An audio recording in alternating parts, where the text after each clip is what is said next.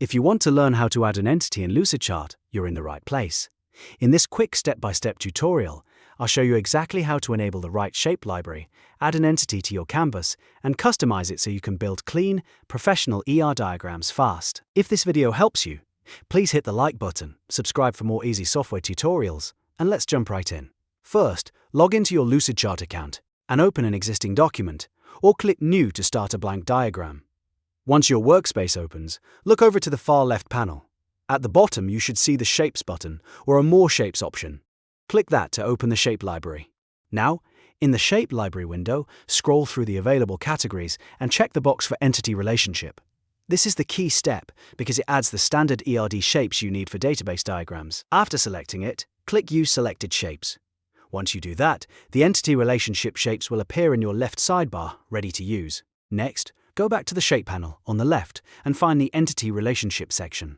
Inside that section, you'll see the entity or table shape.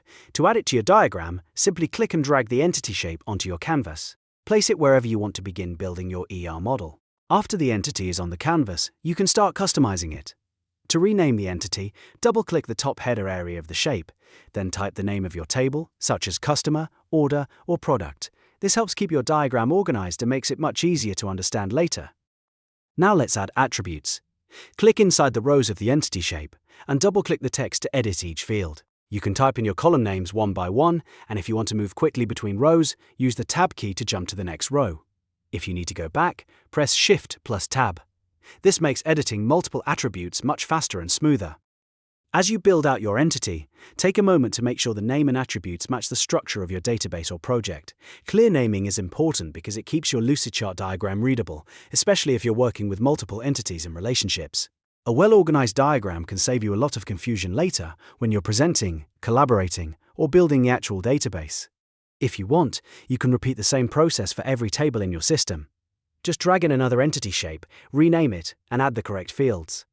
That way, you can map out the full structure of your data in a visual format that is easy to follow. And that's it.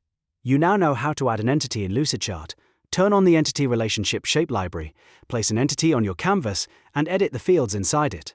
If you found this tutorial useful, please give it a thumbs up, subscribe for more Lucidchart and software guides, and leave a comment if you want to see more diagramming tips in the next video. Thanks for watching, and I'll see you in the next one.